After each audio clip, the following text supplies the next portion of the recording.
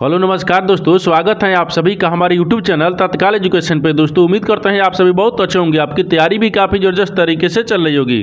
दोस्तों आज हम आप लोगों के लिए रीजनिंग के 15 अति महत्वपूर्ण प्रश्न के बारे में इस वीडियो में बताएंगे, जो कि SSC, railway, group D, NTPC या किसी स्टेट एग्जाम की तैयारी कर रहे हैं। इस टाइप के प्रश्न हमेशा परीक्षाओं में पूछे जाएंगे। दोस्तों ये पार्ट नंबर कौन से 394 या पार्ट नंबर 393 नहीं देखें तो आप वीडियो सेक्शन में जाके देख सकते हैं। चलिए दोस्तों पहला प्रश्न देख लेते हैं। दोस्तों पहला प्रश्न है, इसमें देखिए नीचे दिए गए विकल्पों में से संबंधित संख्या को चुनिए। देखिए नीचे यहाँ पर आपको एक संबंधित संख्या दी है, यानी 17 जो है ना यहाँ पर 85 से समित है। ठीक उसी प्रकार से बताना है कि 34 जो ना इस प्रश्नवाचक के चिन्ह पर इन चार ऑप्शन में से कौन सा संख्या यहाँ पर समित होगा। देखिए यहाँ पर सबसे पहले ध्यान से देखते हैं कि यहाँ पर आपको क्या दिख रहा है, 17 से 85 कैसे हो रहा है। ठीक है ना, उसी प्रकार से 34 को भी रखेंगे। देखिए अगर 17 में क्या रखेंगे, 17 5 85। हाँ 17 में देखिए अगर 5 ले गुना कर देंगे कितना गया, 85 आ जाएगा। ठीक है ना, उसी प्रकार से यहाँ पर 34 में क्या करेंगे, 5 ले गुना करते हैं। देखिए 34 में अगर 5 ले गुना करेंगे तो कितना गया, 4 5 20 हो गया। ठीक है, और 5 15 कितना गया, 16 गया। कितना गया, 16 नहीं, देखिए हाँ 3 5 15, 15 2 17, क्योंकि यहाँ पर 4 5 20 हो गया ना, 17 हो जाएगा। कितना गया, 17 हो गया, यानी 100 कितना गया, 70 हो गया। तो इस प्रश्नार्थक चिन्ह पर कौन सा संख्या भरा जाएगा, 170 हो जाएगा। तो 170 को देखते हैं किस ऑप्शन में दिख रहा है। ऑप्शन नंबर आपको ए में दिख रहा है, यानी ऑप्शन नंबर ए आपका सही हो जाएगा। दोस्तों मैं उम्मीद करता हूँ इस प्रश्न को भी आप अच्छी तरह से समझ पाओगे। नेक्स्ट प्रश्न देख लेते हैं। दोस्तों दूसरा प्रश्न है, इसमें देखिए नीचे दी गई श्रृंखला श्रेणी में प्रश्नवाचक चिन्ह के स्थान पर कौन सी संख्या आएगी। देखिए नीचे यहाँ पर आपको एक श्रृंखला दी है, इन श्रृंखला बताना है कि इस प्रश्नवाचक के चिन्ह पर इन चार ऑप्शन में से कौन सी संख्या यहाँ पर भरा जाएगा।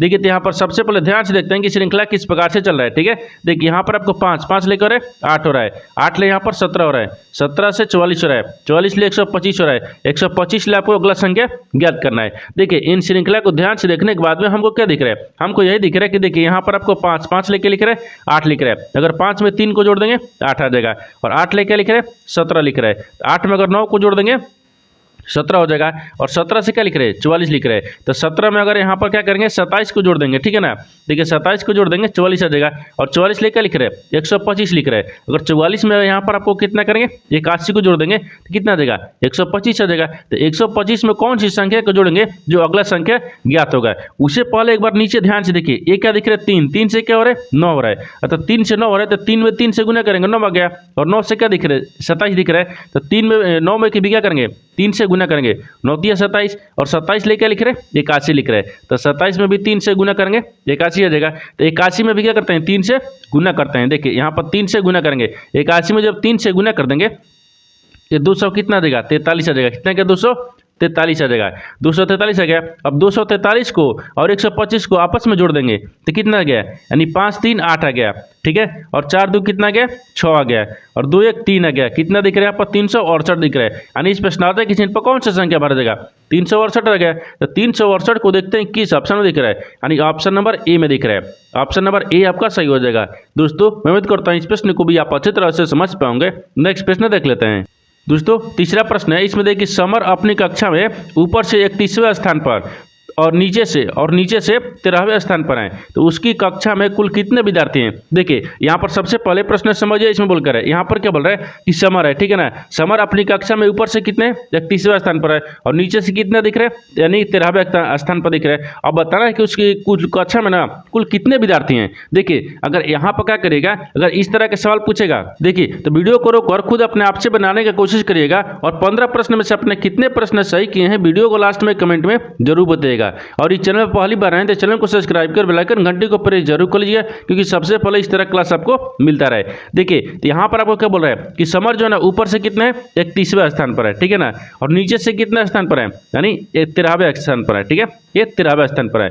अब बोल रहा है कि उसकी कक्षा में कुल कितने विद्यार्थी हैं, कुल कितने विद्यार्थी पूछेगा, तो इन दोनों का आपस में क्या करना है, जोड़ देना है, और -1 कर देना है। ठीक है, अब इन दोनों को जोड़ेंगे। देखिए जब दोनों को जोड़ेंगे तो कितना गया, 4 हो गया, और इसको भी जोड़ेंगे तो कितना गया, 4 आ गया, और 44 में से को माइनस कर लेंगे कितना गया, ये 43 आ गया। यानी उसकी कक्षा में कुल कितने विद्यार्थी हैं, 43 को विद्यार्थी हैं।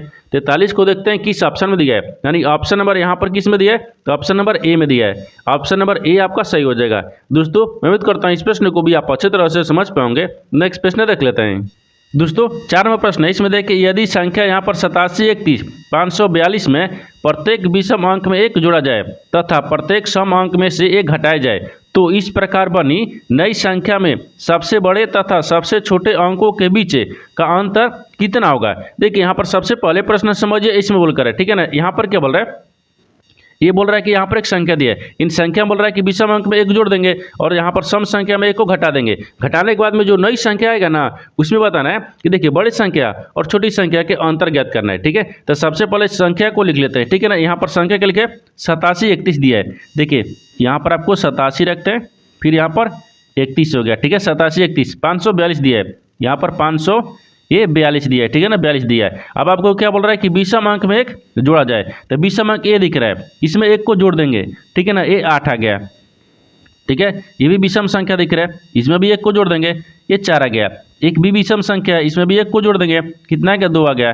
5 भी विषम संख्या है, इसमें भी एक को जोड़ देंगे, कितना आ गया, ये 6 आ गया, ठीक है ना। आगे देखिए, आगे इसमें क्या बोल रहा है, आगे बोल रहा है कि तथा प्रत्येक सम अंक में दो एक घटाया जाए, यानी सम संख्या में एक को घटा लेंगे। तो सम संख्या में एक को घटाते हैं, -1 करेंगे तो 7 आ गया, ठीक है ना। इसमें भी -1 करेंगे, इसमें कितना आ जाएगा, 3 आ गया। और 2 में भी -1 कर लेंगे, इसमें कितना आ गया, 1 आ गया, ठीक है। तो इस प्रकार बनी नई संख्या में, देखिए एक क्या बन गया, ये नई संख्या बन गया, ठीक है ना, ये नई संख्या बन गया। तो नई संख्या में सबसे बड़े तथा सबसे छोटे अंकों का बीच का, देखिए यहाँ पर बोल रहा है ना कि सबसे बड़े, ये जो नई संख्या बन गया, नई संख्या में सबसे बड़ा क्या दिख रहा है, 8 दिख रहा है। सबसे छोटा क्या दिख रहा है, 1 दिख रहा है। बोल रहा है कि देखिए सबसे बड़े तथा सबसे छोटे अंकों के बीच का अंतर कितना हो गया। अब इन दोनों का बीच का अंतर ज्ञात करना है। देखिए तो यहाँ पर आपको 8 दिख रहा है और 8 में से क्या करेंगे, 1 को माइनस करेंगे, कितना गया, 7 आ जाएगा। इसका अंतर कितना गया, 7 आ गया। तो 7 को देखते हैं किस ऑप्शन में दिख रहा है, यानी ऑप्शन नंबर यहाँ पर सी में दिख रहा है। ऑप्शन नंबर सी आपका सही हो जाएगा। दोस्तों मैं उम्मीद करता हूँ इस प्रश्न को भी आप अच्छे तरह से समझ पाओगे। नेक्स्ट प्रश्न देख लेते हैं। दोस्तों 5वां प्रश्न है, इसमें देखिए यह प्रश्न नीचे दी गई 5 3 अंकीय संख्याओं पर आधारित है, ठीक है। यहाँ पर देखिए 5 को संख्या दिए, 3 अंकीय आधार पर संख्या अंक पर आधारित है, ठीक है ना।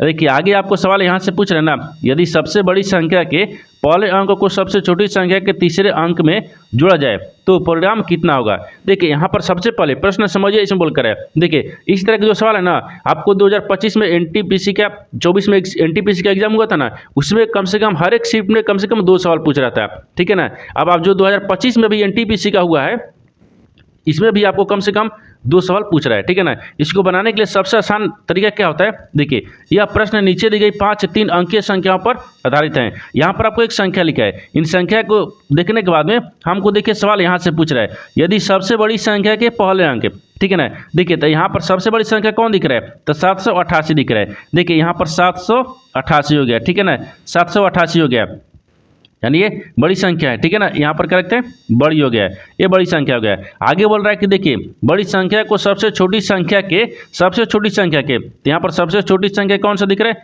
107 दिख रहा है। देखिए 107, तो यहाँ पर 107 रखते हैं, ये सबसे छोटी संख्या है, ये छोटी संख्या हो गया, ठीक है ना, छोटी संख्या है। तो छोटी संख्या के तीसरा अंक है, ये तीसरा अंक क्या दिख रहा है, 7 दिख रहा है। अब देखिए बड़ी संख्या के पहले अंक है, तो बड़ी संख्या के यहाँ पर पहला अंक क्या दिख रहा है, 7 दिख रहा है, ठीक है ना। तो अंक में जोड़ा जाए, ठीक है, तो परिणाम कितना होगा। अब इन दोनों का आपस में अगर जोड़ देंगे तो परिणाम कितना होगा आपको इसको बताना है। देखिए तो सबसे बड़ी संख्या के पहला अंक क्या दिख रहा है, 7 दिख रहा है। तो सबसे छोटी संख्या के तीसरा अंक क्या दिख रहा है, 7 ही दिख रहा है, 7 दिख रहा है। दोनों का आपस में जोड़ लेंगे, जोड़ेंगे तो कितना गया, देखिए जोड़ने के बाद में यहाँ पर 14 आ गया, कितना गया, 14 आ गया। इसका परिणाम कितना होगा, 14 हो जाएगा। तो 14 को देखते हैं किस ऑप्शन में दिख रहा है, ऑप्शन नंबर यहाँ पर सी में दिख रहा है। ऑप्शन नंबर सी आपका सही हो जाएगा। दोस्तों मैं उम्मीद करता हूँ इस प्रश्न को भी आप अच्छे तरह से समझ पाओगे। नेक्स्ट प्रश्न देख लेते हैं। दोस्तों 6वां प्रश्न है, इसमें देखिए निम्नलिखित संख्या और प्रतीक श्रृंखला का संभार लीजिए और उसके नीचे दिए गए प्रश्न का उत्तर दीजिए। गिनती केवल बाएं से दाएं की जानी चाहिए, ठीक है ना। देखिए यहाँ पर आपको एक क्या लिख रहा है, श्रृंखला लिया है, ठीक है। आगे बोल रहा है कि देखिए सवाल यहाँ से पूछ रहा है कि ऐसे कितने प्रतीक हैं जिनमें से प्रत्येक के ठीक पहले एक संख्या है और ठीक बाद एक प्रतीक भी है। देखिए यहाँ पर सबसे पहले प्रश्न समझिए, इसमें बोल कर है, ठीक है ना।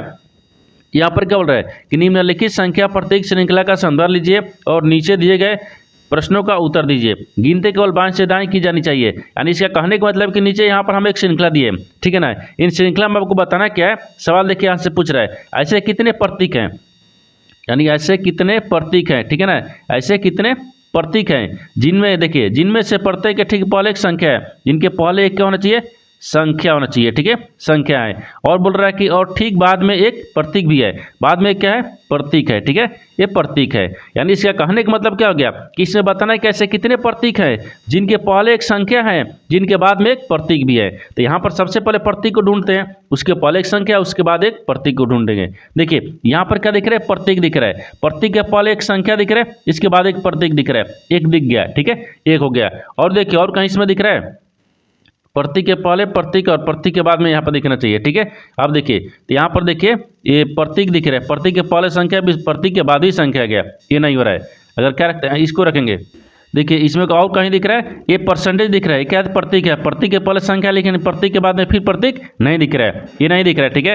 हज देखिए प्रतीक दिख रहा है, इसके पहले भी संख्या है, इसके बाद भी संख्या, ये भी नहीं दिख रहा है, ठीक है। और कहीं इसमें दिख रहा है, इसमें नहीं दिख रहा है, ठीक है ना। देखिए इसमें आपको नहीं दिख रहा है, एक ही दिख रहा है, यानी इसमें क्या दिख रहा है, एक ही है, यानी एक ऐसी प्रतीक है, एक ऐसी प्रतीक है जिनके पहले क्या दिख रहा है, संख्या, जिसके बाद में एक प्रतीक है, यानी एक हो जाएगा। तो यहाँ पर एक दिख रहा है, तो एक को देखते हैं किस ऑप्शन दिख रहा है, ऑप्शन नंबर सी में दिख रहा है, ऑप्शन नंबर सी आपका सही हो जाएगा। दोस्तों मैं उम्मीद करता हूँ इस प्रश्न को भी आप अच्छे तरह से समझ पाओगे। नेक्स्ट प्रश्न देख लेते हैं। दोस्तों 7वां प्रश्न है, इसमें देखिए नीचे दिए गए विकल्पों में इससे संबंधित शब्द को चुनिए। देखिए नीचे यहाँ पर आपको एक संबंधित शब्द दिया है, यहाँ पर असत्य जो है ना, यहाँ पर झूठ ले समेत है, तो उसी प्रकार से बताना है कि शहर जो है ना इस प्रश्नार्थ के चिन्ह पर इन 4 ऑप्शन में से किसे समेत होगा।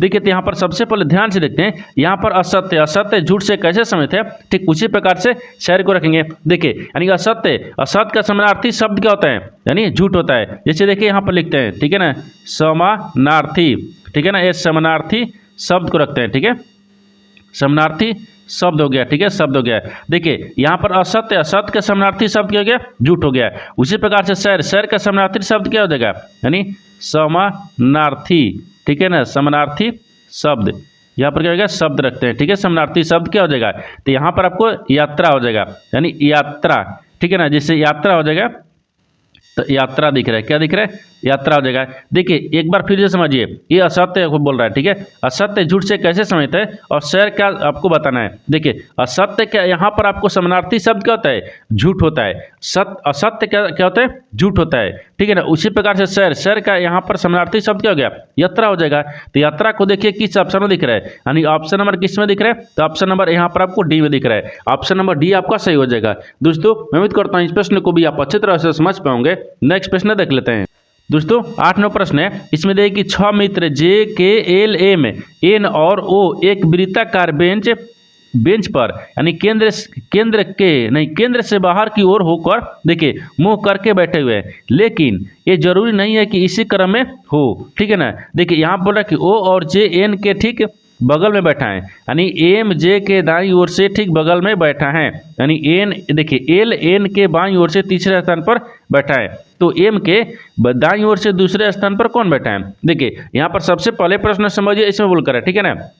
देखिए इसमें क्या बोल रहा है, इसमें बोल रहा है कि 6 मित्र है, ठीक है, बोल रहा है कि 6 मित्र है, यहाँ पर आपको 6 मित्र को रखते हैं, ठीक है ना, 6 मित्र को। ये क्या बोल रहा है कि देखिए यहाँ पर जे के एल एम एन, ठीक है, ओ एक वृत्ताकार बेंच पर केंद्र से बाहर की ओर मुख करके बैठा है, यानी केंद्र की बाहर करके मुख बैठा है। 1 हो गया, 2 हो गया, ये 3 हो गया, ये 4 हो गया, इधर रखेंगे 5 हो गया, इधर एक 6 रखेंगे, ठीक है, 6 हो गया। देखिए बाहर ना, केंद्र के अंदर मुंह करके नहीं बैठा है, केंद्र की बाहर करके मुंह बैठा है, ठीक है, बैठे हुए। लेकिन बोल रहा है कि जरूरी नहीं है कि ये इसी क्रम में हो, यानी जो क्रम में ये लिखा है ना जे के एल एम एन, उस क्रम में नहीं है, ये जरूरी नहीं है। इसके लिए क्या करना है कि देखिए यहाँ पर बोल रहा है कि ओ और जे, देखिए ओ और जे एन के ठीक बगल में बैठा है, जो ओ है और एन है दोनों आपको जे के बगल में बैठा है। जैसे देखिए यहाँ पर आपको मान लीजिए क्या रखते हैं, एन को रख लेते हैं, ठीक है, एन हो गया, एन जो है ना, एन देखिए ओ और यहाँ पर जे, इन दोनों के बीच में कौन बैठा है, एन बैठा है। देखिए जे और, देखिए बोल रहा है ना कि ओ और जे के बीच में कौन है, एन है, ठीक है, एन हो गया। आगे क्या बोल रहा है कि एम जे के दाईं ओर से ठीक बगल में बैठा है। देखिए एम जो है ना, एम वो जे के दाहिने तरफ से, देखिए यहाँ पर जे हो गया, जे के दाहिने कौन हो गया, जे के दाहिने इधर आ गया, क्योंकि ये बाहर की तरफ बैठा है, यहाँ पर एम हो गया, ठीक है ना। देखिए यहाँ पर आपको क्या दिख रहा है, देखिए जे के, देखिए एम जो है जे के दाईं ओर से ठीक बगल में बैठा है, एक एम बैठ गया बगल में। आगे बोल रहा है कि एल एन के बाईं ओर से तीसरे स्थान पर बैठा है, लेकिन एल जो है ना, एल एन के बाईं ओर से तीसरे स्थान पर बैठा है, तो दाहिने इधर आ जाएगा एन के, और यहाँ पर क्या करते हैं, बाएं चलते हैं, तो 1 2 3, तीसरा स्थान पर कौन आ गया, एल आ गया। ठीक है, देखिए एन के बाईं ओर से तीसरा स्थान पर कौन हो गया, एल हो गया।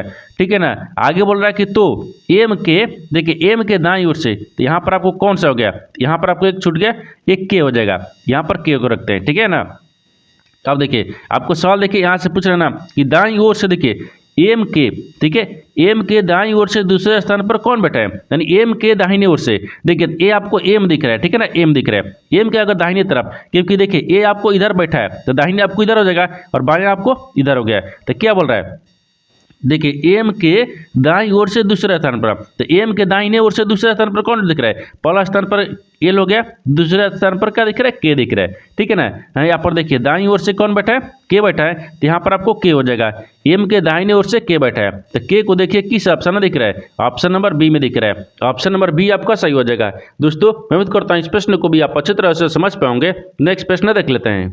दोस्तों 9वां प्रश्न है, इसमें देखिए उच्च व नारे का चयन करें जो दिए गए वर्गों के बीच संबंध को सर्वोत्तम रूप से दर्शाता है। देखिए नीचे यहाँ पर आपको 3 शब्द है, इन तीनों शब्द को तना कि आपस में कैसे समझते हैं और इन 4 वेंडग्राम में से कौन सा वेंडग्राम बनेगा। देखिए यहाँ पर सबसे पहले ध्यान से देखते हैं कि तीनों शब्दों में से कॉमन कौन सा दिख रहा है। ठीक है ना, देखिए यहाँ पर आपको कार दिया है, वाहन दिया है और पेट्रोल दिया है, इन तीनों शब्दों से सबसे कॉमन क्या दिख रहा है, तो सबसे कॉमन हमको वाहन दिख रहा है। क्या दिख रहा है ना, देखिए यहाँ पर मान लीजिए वाहन को रखते हैं। ठीक है, वाहन हो गया। ठीक है, वाहन, वाहन के अंदर में कार आ जाएगा। ठीक है ना, वाहन के अंदर में क्या आ जाएगा, कार आ जाएगा।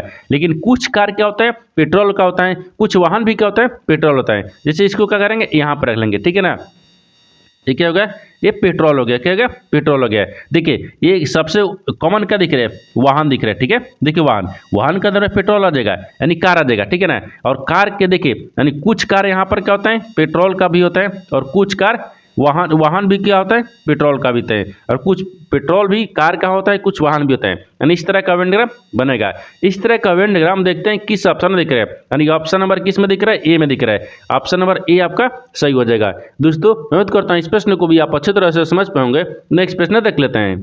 दोस्तों 10वां प्रश्न है, इसमें देखिए एक निश्चित कुट भाषा में यानी DEAF को यहाँ पर 64, 58 और यहाँ पर LIP को यहाँ पर 47 और 23 के रूप में कूटबद्ध किया गया है। तो दी गई कूट भाषा में एफ के लिए कूट क्या है। देखिए यहाँ पर सबसे पहले प्रश्न समझिए, इसमें बोल कर है। ठीक है ना, यहाँ पर क्या बोल रहा है, बोल रहा है कि एक निश्चित कुट भाषा दी है जिसमें यहाँ पर DEF को क्या लिख रहा है, यानी 64, 58 लिख रहा है। फिर यहाँ पर आपको FLIP को क्या लिख रहा है, 47, 23 के रूप में कूटबद्ध किया जाता है। ठीक है ना, उसी कुट भाषा में बताना है कि एफ के लिए कूट क्या होगा। देखिए तो सबसे पहले देखते हैं कि यहाँ पर क्या लिख रहे हैं, डी लिख रहे हैं। ठीक है, ये डी दिया ना, यहाँ पर क्या लिख रहे हैं, डी लिख रहा है, ई लिख रहा है, ए दिया है और यहाँ पर एफ दिया है। इनको क्या लिख रहा है, ये 64 लिख रहा है ना और यहाँ पर 58 लिख रहा है। ठीक है, आगे फिर क्या लिख रहा है, यानी एफ लिख रहा है। ठीक है ना, LIP इसको भी क्या लिख रहा है, इसको देखिए यहाँ पर आपको 47 और 23 लिख रहा है। ठीक है, 47, 23 लिख रहा है। अब उसी कुट भाषा में बताना कि एफ को क्या लिखा जाएगा। ठीक है ना, अब देखिए जब इस तरह का सवाल आएगा ना तो यहाँ पर आपको क्या करेंगे, देखिए ये आपको अक्षर दिख रहा है, इसमें एक कॉमन मिलाइए, संख्या दिख रहा है, इसमें आपको एक कॉमन मिलाइए, जो कॉमन मिल जाएगा वही आपको एफ का आंसर हो जाएगा। ठीक है ना, जैसे देखिए यानी इन अक्षर में और इन अक्षर में कॉमन कौन सा दिख रहा है। ठीक है, देखिए इन अक्षर में, इस अक्षर में कॉमन आपको एफ दिख रहा है, इसमें भी एफ दिख रहा है, दोनों में आपको एफ दिख रहा है। ठीक है, आपको इस संख्या में दिखाइए, अब संख्या में कॉमन क्या मिल रहा है, देखिए तो संख्या में आपको यहाँ पर कॉमन क्या दिख रहा है, तो संख्या में भी आपको देखिए यहाँ पर आपको 4 दिख रहा है। ठीक है ना, यहाँ पर भी आपको 4 दिख रहा है, कॉमन दिख रहा है ना, ये भी 4 दिख रहा है, ये भी 4 दिख रहा है। ठीक है, तो यहाँ पर आपको क्या हो जाएगा, एफ के पूछा है तो एफ के लिए 4 हो गया। ठीक है ना, तो एफ का कुट भाषा में क्या लिखा जाएगा, 4 लिखा जाएगा। तो 4 को देखते हैं किस ऑप्शन में दिख रहा है, यानी ऑप्शन नंबर यहाँ पर आपको डी में दिख रहा है, ऑप्शन नंबर डी आपका सही हो जाएगा। दोस्तों मैं उम्मीद करता हूँ इस प्रश्न को भी आप अच्छी तरह से समझ पाओगे। नेक्स्ट प्रश्न देख लेते हैं। दोस्तों 11वां प्रश्न है, इसमें दिया है कि यदि प्लस और माइनस को परस्पर बदल दिया जाए तथा गुना और भागा को परस्पर बदल दिया जाए तो निम्नलिखित समीकरण में प्रश्न चिन्ह के स्थान पर क्या आएगा। देखिए नीचे यहाँ पर आपको एक समीकरण दिया है, इन समीकरणों को सही बनाने के लिए ये 2 चिन्ह को आपस में बदलना होगा, बदलने के बाद में समीकरण को सही बनाना है। ठीक है ना, देखिए तो यहाँ पर सबसे पहले क्या करते हैं ना, चिन्ह को बदलते हैं। ठीक है, समीकरण में क्या करेंगे, चिन्ह को बदलते हैं। यहाँ पर क्या दिख रहा है, यानी माइनस और प्लस को आपस में बदल देना है। देखिए प्लस की जगह पर क्या रखते हैं, माइनस को, और माइनस की जगह पर क्या रखेंगे, प्लस को। ठीक है, आगे बोल रहा है कि गुना और भागा को परस्पर बदल दिया जाए, यानी गुना की जगह पर क्या रखते हैं, भागा को रखेंगे, और भाग की जगह पर क्या रखते हैं, गुना रखेंगे। अब समीकरण को सोल्व करेंगे। जैसे देखिए यहाँ पर आपको 222 लिख रहा है, फिर गुना कितना कर रहा है, 4 कर रहा है, फिर माइनस यहाँ पर 65 हो रहा है, फिर भागा है यहाँ पर 5 दिया है, फिर प्लस में यहाँ पर 41 दिया है, बराबर में प्रश्नार्थक चिन्ह दिया है। अब देखिए इनको करना कुछ नहीं है, ये 13 5 65, ठीक है ना, हाँ 13 मत में काट दिए, ठीक है, 13 5 65 हो गया है। अब इसको क्या करेंगे 4 से, जैसे 4 दूनी के 8 आ गया, फिर 4 दूनी का 8 आ गया और 4 एकम 4 हो गया, यानी 488 आ गया। और 488 माइनस कितना दिख रहा है 13 दिख रहा है, फिर यहाँ पर प्लस कितना दिख रहा है 41 हो गया। अब देखिए 488 को क्या करेंगे ना 41 में जोड़ेंगे, ठीक है ना, इसको जोड़ लेंगे, जब जोड़ेंगे तो यहाँ पर कितना देगा 529 आ जाएगा, फिर माइनस कितना करेंगे 13 करेंगे, यानी 529 में से 13 को माइनस करने पर 500 कितना गया 16 आ जाएगा, कितना गया 16 आ गया, यानी इस प्रश्नार्थक चिन्ह पर कौन सा संख्या बढ़ जाएगा तो 500 यहाँ पर 16 हो जाएगा। तो 516 को देखते हैं किस ऑप्शन में दिख रहा है, यानी ऑप्शन नंबर यहाँ पर बी में दिख रहा है, ऑप्शन नंबर बी आपका सही हो जाएगा। दोस्तों मैं उम्मीद करता हूँ इस प्रश्न को भी आप अच्छी तरह से समझ पाओगे। नेक्स्ट प्रश्न देख लेते हैं। दोस्तों 12वां प्रश्न है, इसमें देखिए कथनों को पढ़े और दिए गए विकल्पों में से निष्कर्ष को चुने। देखिए नीचे यहाँ पर आपको एक कथन दिया है और निष्कर्ष दिया है, कथन के आधार पर डायग्राम को बनाते हैं, निष्कर्ष के आधार पर प्रश्न को सोल्व करते हैं। देखिए यहाँ पर सबसे पहले कथन क्या बोल रहा है, इसके आधार पर डायग्राम को बनाते हैं, ठीक है ना। देखिए यहाँ पर कथन क्या बोल रहा है, कथन बोल रहा है कि सभी भालू क्या है बिल्ली है, सभी जो यहाँ पर भालू है ना, जैसे यहाँ पर भालू है, ठीक है, सभी भालू क्या दिख रहा है वो बिल्ली है, ठीक है, वो बिल्ली में रखते हैं, ठीक है ना, बिल्ली हो गया, ठीक है, सभी भालू क्या है बिल्ली है। आगे बोल रहा है कि सभी बिल्ली यानी पंडा है, तो सभी बिल्ली को क्या रखते हैं पंडा में रखते हैं, ठीक है ना, ये पंडा में रख लेंगे, ठीक है, ये तो ठीक है। आगे देखिए आगे बोल रहा है कि कुछ भालू बाघ है, कुछ जो भालू है ना वो बाघ है, कुछ भालू के यहाँ पर बाघ में भी रखते हैं, ठीक है, ये बाघ है। देखिए ये तो आपको कथन बोल रहा है, कथन के आधार पर डायग्राम को बना दिए, लेकिन निष्कर्ष क्या बोल रहा है, इसके आधार पर ही प्रश्न को सोल्व करेंगे, ठीक है ना। देखिए यहाँ पर निष्कर्ष क्या दिख रहा है, निष्कर्ष आपको देखिए दिखा रहा है कि देखिए पहला में दिखा रहा है कुछ बाघ बिल्ली हैं, कुछ जो बाघ है ना वो क्या है बिल्ली है। हाँ यहाँ पर देखिए ये कुछ क्या दिख रहा है ये बाघ है, कुछ बाघ क्या दिख रहा है ये बिल्ली में दिख रहा है। देखिए यहाँ पर दिख रहा है ना कुछ बाघ क्या है बिल्ली है, तो यहाँ पर बिल्ली है, कुछ बाघ बिल्ली है, डायग्राम में दिख रहा है, ये भी आपको सही बोल रहा है, ठीक है ना, पहला सही बोल रहा है। दूसरा बोल रहा है कि कुछ पांडा भालू हैं, कुछ जो पांडा है ना वो भालू हैं। देखिए सभी पांडा के अंदर में क्या दिख रहा है भालू है, तो सभी के अंदर ही कुछ आएगा ना, सभी पांडा के अंदर में क्या दिख रहा है ये भालू दिख रहा है, यानी सभी के अंदर ही कुछ आ जाएगा, ये भी आपको सही बोल रहा है। 1 2 दोनों आपको क्या बोल रहा है सही बोल रहा है। जब 1 2 दोनों सही बोल रहा है तो कौन सा निष्कर्ष से आपको सही हो जाएगा, देखिए तो ऑप्शन नंबर डी में दिख रहा है, यानी निष्कर्ष 1 और 2 दोनों अनुसरण करते हैं, यानी ऑप्शन नंबर डी आपका सही हो जाएगा। दोस्तों मैं उम्मीद करता हूँ इस प्रश्न को भी आप अच्छी तरह से समझ पाओगे। नेक्स्ट प्रश्न देख लेते हैं। दोस्तों 13वां प्रश्न है, इसमें देखिए दिए गए विकल्पों में से उस आकृति का चयन करें जो पैटर्न पूरा करने के लिए नीचे दी गई आकृति में प्रश्न चिन्ह के स्थान पर आ जाएगी, ठीक है। देखिए यहाँ पर सबसे पहले प्रश्न समझिए, इसमें बोलकर है, ठीक है ना। देखिए यहाँ पर क्या बोल रहा है, ये बोल रहा है कि एक आकृति है, इस आकृति में बताना क्या है कि इस प्रश्नार्थक के चिन्ह पर इन 4 ऑप्शन में से कौन सा आकृति यहाँ पर भरा जाएगा। देखिए यहाँ पर सबसे पहले ध्यान से देखते हैं कि इस आकृति को कैसे चल रहा है, तब तो आपको आकृति को भरेंगे, ठीक है ना। देखिए तो यहाँ पर आपको क्या दिख रहा है, इस आकृति को भरने के लिए सबसे पहले क्या करते हैं, यहाँ पर आपको देखिए हाँ इसको यहाँ पर ऐसे रखेंगे, ये पूरा हो गया, ठीक है ना। इस आकृति को पूरा करने के लिए देखिए ऐसे आ रहा है, इस तरह का हो गया, ठीक है ना, इस तरह का गया। अब इसमें भी देखिए ये क्या किया, सब में कोना में रखा है, तो हम भी कोना में इसको ऐसे रख लेंगे, ठीक है। अब देखिए इसको भी ऐसे रख लेंगे, फिर यहाँ पर क्या कहते हैं स्टार को रख लेंगे, ठीक है ना। देखिए ये जिस प्रकार से चल रहा है स्टार हो गया, ठीक है, ये भी आपको आकृति दिख रहा है, ये भी आपको आकृति हो गया, ठीक है ना, इस तरह का आकृति। देखिए तो यहाँ पर क्या हो जाएगा, देखिए इस तरह का आकृति बाहर आ जाएगा, इस तरह का आकृति हो गया ना। देखिए इस आकृति जो ना ये आकृति को पूरा कर देगा, तो इस तरह का जो आकृति देखते हैं ना, जो इस तरह का आकृति देखेंगे किस ऑप्शन में दिख रहा है, ए में दिख रहा है नहीं दिख रहा है, बी में दिख रहा है, यानी ऑप्शन नंबर बी में दिख रहा है, यानी ऑप्शन नंबर बी आपका सही हो जाएगा। दोस्तों मैं उम्मीद करता हूँ इस प्रश्न को भी आप अच्छी तरह से समझ पाओगे। नेक्स्ट प्रश्न देख लेते हैं। दोस्तों 14वां प्रश्न है, इसमें देखिए 5 पुरुष किसी दीवार को 12 दिन में बना लेते हैं, तो यहाँ पर बोल रहा है कि मूल दीवार से 50% अधिक दीवार 10 दिन में बनाने के लिए कितने पुरुषों की आवश्यकता होगी। देखिए यहाँ पर सबसे पहले प्रश्न समझिए, इसमें बोलकर है, ठीक है ना। देखिए यहाँ पर क्या बोल रहा है, ये बोल रहा है ना कि 5 गो पुरुष है किसी दीवार को 12 दिन में पूरा कर लेते हैं। अगर वही से कुल मूल दीवार बोल रहा है कि कुछ मूल दीवार 50% अधिक दीवार को 10 दिन में बनाने के लिए, यानी कुछ 50% अधिक दीवार जो ना वो 10 दिन में बनाने के लिए वो कितने आदमी के उसमें पुरुष का जरूरत होगा, आपको इसी को बताना है। तो सबसे पहले क्या करते हैं, देखिए इसके लिए एक फार्मूला होता है, जैसे क्या होता है ये इसको बोलिए फार्मूला होता है। देखिए M1 होता है, ठीक है ना, यहाँ पर गुने क्या करते हैं D1 हो गया, फिर यहाँ पर वर्क यानी वर्क A1 हो गया, फिर बराबर में क्या होता है M2 होता है, ठीक है, फिर गुना क्या होता है यानी D2 हो गया, ठीक है, बटा में यहाँ पर W2 हो गया। ये क्या हो गया, ये फॉर्मूला हो गया, ठीक है ना। इसी फॉर्मूला पर आपको क्या बताना है, यानी इसी फॉर्मूला पर इस सवाल को बनाना है। देखिए कैसे बनाना है, यहाँ पर एक बार ध्यान से देखिए यहाँ पर नीचे रखते हैं, ठीक है ना। देखिए यहाँ पर बोल रहे हैं ना कि 5 आदमी 5 पुरुषों की किसी दीवार को 12 दिन में बनाते हैं, तो 5 को यहाँ पर पुरुष रख लेंगे। कितने दिन में कर रहे हैं, तो डी मतलब दिन हो गया, ये 12 दिन में कर रहा है। कितने वर्क हैं, तो एक ही वर्क है, ठीक है। और बराबर में M2 यानी कितने आदमी की जरूरत है, ये तो आपको पता ना है, ठीक है ना। M2 रखेंगे, फिर गुने कितने दिन में कर रहा है, ये 10 दिन में कर रहा है, तो यहाँ पर 10 दिन रख लेंगे। फिर बटा में क्या करेंगे, ये 3 बटा ना, यहाँ पर आपको 3 बटा में कितना गया, ये 2 आ जाएगा, ठीक है। देखिए अब इसको क्या करेंगे, आगे चलते हैं। अब देखिए इसको आगे बढ़ाने के लिए क्या करेंगे, 5 से कम 5 हो गया, फिर गुना कितना करेंगे, ये 12 करेंगे, फिर यहाँ पर आपको गुने 3 हो गया, ये वाला 3 आपको इधर हो गया ना, इस साइड से तिरछी गुना हो गया, ठीक है।